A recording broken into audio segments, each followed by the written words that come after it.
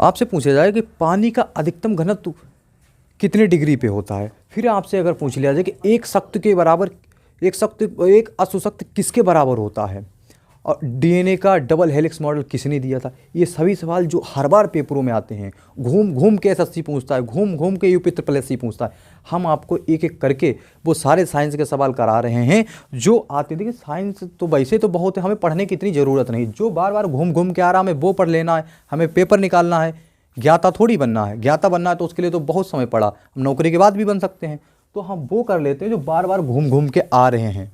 UP police हो गया, Delhi police हो गया, एयरफोर्स हो गया, लेखपाल हो गया, इनमें घूम घूम के यही प्रश्न पूछे जाते हैं, तो हम वो सारे साइंस के क्वेश्चन करे ले रहे हैं।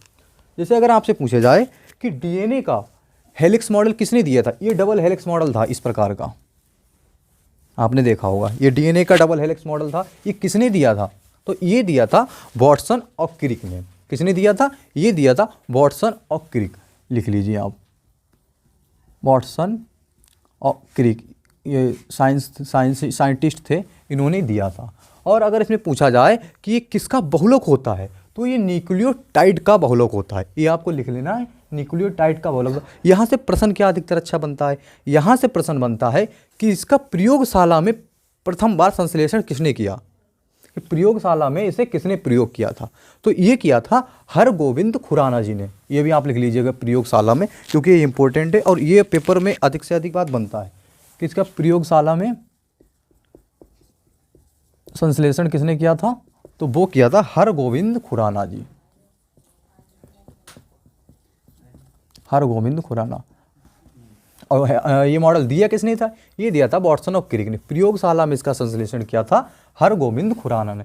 फिर आपसे पूछा जाता है कि पानी का अधिकतम घनत्व कितने डिग्री पे होता है, तो ये होता है 4 डिग्री सेंटीग्रेड। ठीक है, ये आपको याद रखना, ये पूछा जाता है।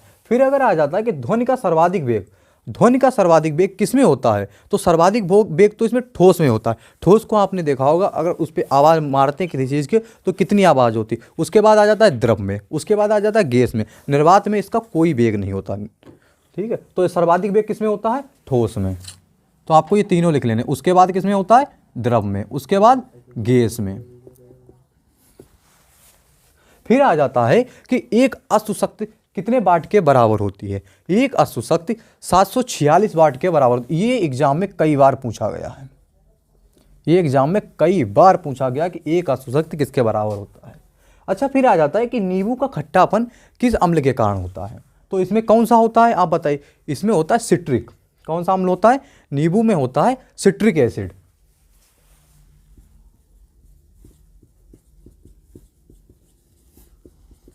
और ये वाला नींबू वाला तो यूपी पेट में पिछली बार पूछा गया था, तो आपको ये याद रखना है।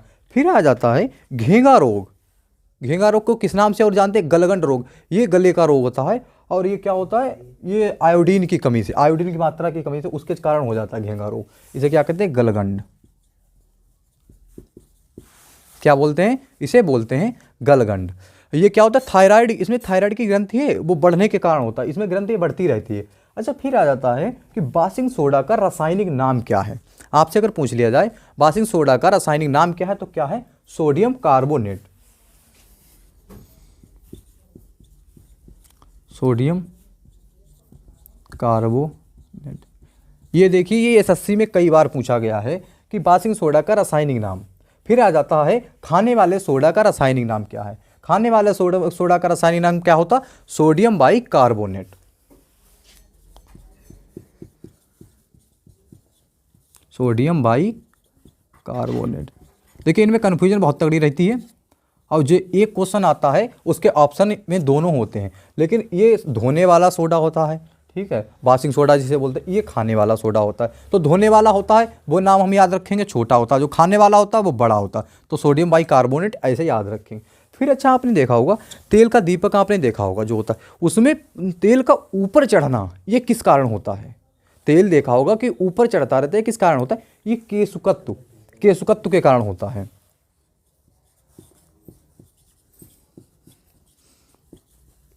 ये किस कारण होता है, ये केशुकत्व के कारण होता है। अच्छा, फिर आपने देखा होगा सूर्यास्त के समय या सूर्य उदय के समय सूर्य का लाल हो जाना, ये किस कारण होता है। सूर्यास्त के समय या सूर्य उदय के समय या अस्त के समय सूरज लाल आपको बिल्कुल दिखाई देता होगा, तो ये किस कारण होता है? अगर ये पूछा जाए तो ये किस कारण होता है? ये होता है प्रकीर्णन के कारण, प्रकीर्णन, ये पूछा जाता है एग्जाम में।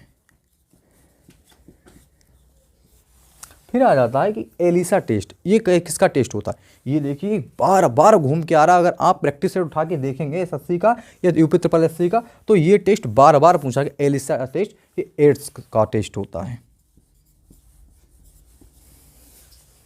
एड्स दिवस कब मनाते हैं ये आप कमेंट में बताएंगे मुझे। फिर आता पित्तरस का निर्माण। अच्छा, पित्तरस का निर्माण कहाँ होता है? पित्तरस का निर्माण कहाँ होता है? पित्तरस का निर्माण लीवर में होता है। पित्तरस का निर्माण कहाँ होता है? पित्तरस का निर्माण लीवर में होता है। फिर मैं इसके आगे आपको कुछ और करा दे रहा हूँ। अब आपके पास कुछ जो इम्पोर्टेंट जीएसटी से ज़्यादा प्रश्न बनते हैं, क्योंकि ये लागू हुआ था तो उसके बाद से इससे प्रश्न बहुत ज़्यादा बने हैं, इसलिए हमने सोचा कि आपको जीएसटी के बारे में भी सारा बता दिया जाए। जीएसटी क्या है? जीएसटी की फुल फॉर्म क्या है? जीएसटी की फुल फॉर्म है goods and service tax. Goods and service tax. अगर एयरफोर्स की आप तैयारी कर रहे हो तो हो सकता है कि इसका नाम ही पूछ लिया जाए इंग्लिश में पूरा, और इसमें बहुत ज़्यादा कन्फ्यूजन होगा, कहीं गुड्स एंड सर्विस टैक्स करेगा, कहीं गुड्स सर्विस एंड टैक्स कर देगा। तो आपको याद रखना है इसका होता है गुड्स, ये आप लिख लीजिए, गुड्स एंड सर्विस टैक्स। ये आपको इसी प्रकार से याद कर लेना है जैसे ये लिखा हुआ है सेम, क्योंकि इसमें एंड आगे भी लगा सकता है, पीछे भी लगा सकता है, गुड्स के जगह और भी कुछ कर सकता है। तो ये आपको इसी प्रकार से याद कर लेना, इससे प्रश्न अधिक से अधिक बने। उसके बाद आ जाता है कि ये लागू हुआ किस समिति के द्वारा लागू हुआ, कब लागू हुआ, पहला राज्य कौन था जिसमें ये लागू हुआ, तो हमें इसके सारे बारे में जानकारी पता होनी चाहिए। तो गुड्स एंड सर्विस टैक्स तो इसकी फुल फॉर्म हो गई। हिंदी में क्या बोलते हैं? माल एवं सेवा कर। माल मतलब वस्तु एवं सेवा कर, ये भी पता होना चाहिए। हिंदी में भी पूछ सकता है, जो लेखपाल का एग्जाम है उनमें शायद हिंदी में पूछ लिया जाए कि इसकी फुल फॉर्म क्या होती है? वस्तु एवं सेवा कर। अब इसका आ जाता है कि किस विषय का है? ये समवर्ती सूची विषय किसके अंतर्गत आता है? समवर्ती सूची, समवर्ती सूची विषय का है, ये आपको याद रखना, पूछा जाएगा। उसके बाद आ जाता है कि किस संविधान संशोधन द्वारा लाया गया? तो ये 101 संविधान संशोधन था, उसके द्वारा लाया गया 101वां संविधान संशोधन, मतलब 101वां कन्यादान आप मान लीजिए, संविधान संशोधन, इसे आप कन्यादान ही समझ लीजिए। 101 रुपये का कन्यादान इंपॉर्टेंट है, याद रखना, एग्जाम में पूछा जाएगा कहीं ना कहीं पे। फिर इसके बाद किस समिति के द्वारा आया था? तो यहाँ इस टाइम समिति कौन सी बनी थी? विजय केलकर समिति, मतलब विजय जी ने मान लो ये लेके आए थे। क्योंकि कुछ भी होता है, कुछ भी हमारे यहाँ पे आता है नया लागू होता, तो उसके लिए एक समिति का गठन होता है। तो उसी समिति का इसमें नाम था जीएसटी का विजय केलकर समिति। अच्छा, ये फर्स्ट लागू कहाँ हुआ था? ये फर्स्ट राज्य था असम, जहाँ ये लागू हुआ था। फर्स्ट राज्य लागू वाला था असम।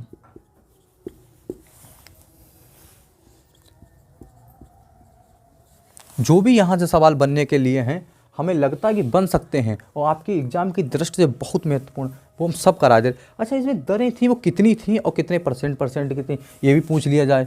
तो इसकी दर थी 5%, 12%, 18%, 28%। ये 4 दरें इसमें लागू हुई हैं, 5%, 12%, 18%, 28%। इसके बाद आ जाता है कि इसका अध्यक्ष कौन होता है? इसका अध्यक्ष होते हैं जो वित्त मंत्री होते हैं। अध्यक्ष कौन होते हैं इसके? जो वित्त मंत्री हमारे होते हैं वो जीएसटी के अध्यक्ष होते हैं। अच्छा, इसमें कोई प्रश्न आपको ऐसा लग रहा है कि छूटा है?